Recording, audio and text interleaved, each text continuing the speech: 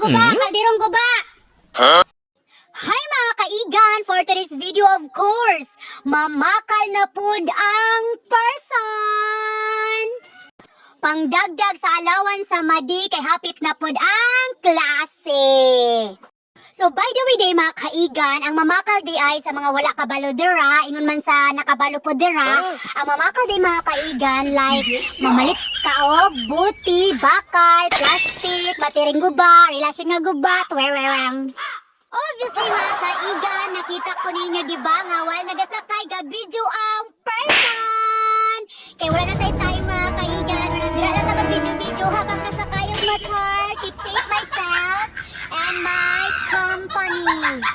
Sa company, kauban ba kauban? So ato ring destination car mga kaigan is muadto ta karon sa Barangay Malibatuan, Municipality of Arakan. Yes, kita kits dira mga taga Arakan. Charis.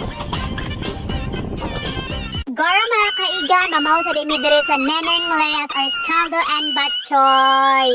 Oo, kay nila kami sa balay, ni hawa mi sa balay mga kaigan, wala pa may pamahaw so diri mi na mahaw. So by the way mga kaigan, mga lamian day nilang mga sudan diri mga kaigan numod. Labi na ni akong favorite kay nga sudan mga kaigan ning humba. Padyong lamia mga kaigan, wadyoy kabot ngan sa kalami sa ilang humba. Wow! Kasi gusto mo magkuhan diri mga kaigan, barato ra jud kaayo. For the go!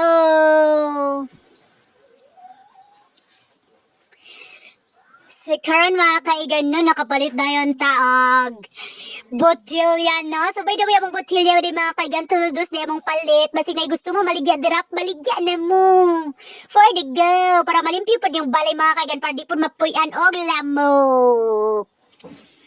So karon kay ang madi nagprepare na og sako kay mag-ihap na og botilya. Yes. So habang gaihap ang madi, syempre chika-chika ginagmay. Definitely mga kaigan, mo ni pinakasimple nga trabaho pero pinakamarangal naman. Oo. So basta gusto po mo mabakal mga kaigan, go na for the go.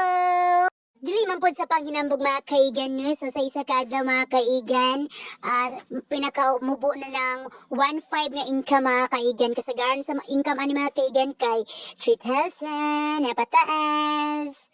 Pero depende sa panahon mga kaigan, kay kung ulan, syempre wala kay mamaligya, pero kung ting-init, daghan-daghan po. Pero mas daghan gid mga kaigan ang mamaligya, lalo na pag bakasyon, nagulay klase. Karon kating klase naman mga kaigan, ang mga bata na naman sa eskwelahan. So, medyo gamay-gamay ra gid kay mamaligya mga kaigan. Pero kumikita naman kahit konti mga kaigan. Kumikita naman, hindi nang konti, kanang tama-tama lang jud. Tama-tama lang nga masulod sa atong bulsa. Yeah. So, hapit na mapuno akong sako mga kaigan, no? Asa nyo dong, namoy bakal dong? Bakal, bakal rin kita. Den. Bakal dra doy.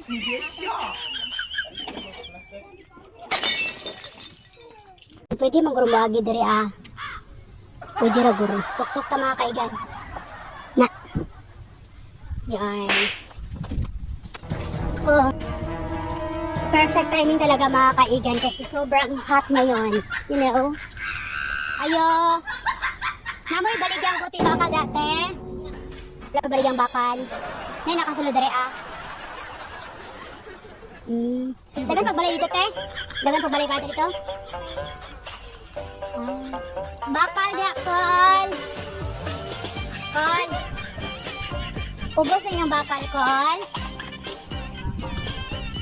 Walay bakal dari Kol.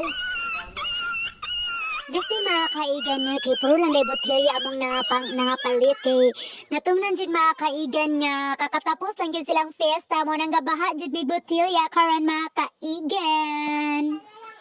Kaya wala man ipabor ang panan sa mga kaigan. Maong wala kayo may napalit nga mga bakal. Botilyahin noon mga kaigan, gabaha gid mga kaigan. So actually di mga kaigan, kanideng barangay Malibatuan, Arakan, North Cotabato. Naaday diri ako mga iyaan ug iyaan. Yes, I'm proud to mention it because they are very kind. Unsa nang kind? Buutan ba? Buutan. Basig mata lang demo direng dapita mga kaigan no. Pangitaa lang jud ninyo ang dapan nga apelyido mga kaigan kay sila ako ang uyuan ug mga iyaan. Silang tanan mga kaigan ay katungdanan sa maong barangay. Yes. For you too easy to recognize them mga kaigan. Wala na ilaing gwapa o gwapo dira sa barangay Malibatuan, Araca North, Cotabato. Sila na mga kaigan. Approachable kag dali maduulan. Siyempre, kay gigutom naman ang mga madi. Muhapit na dahil sa among kinakusgan nga uyuan dahil sa sitio Katindo, Malibatuan, Araca North, Cotabato. Mara sa among auntie nga gapa. Yes! Ug maupod na amo ang uyuan si Pastor Dionisio Dapan. Siyempre, gihandaan mo niya ang kulog humba. Salamat kay sa humba call ha. I love you. So, mao na ang pinaka-cute nga apo ni auntie. Wala ko kailaw si pangalan niya, nakalimats ka. Love, love, tita here.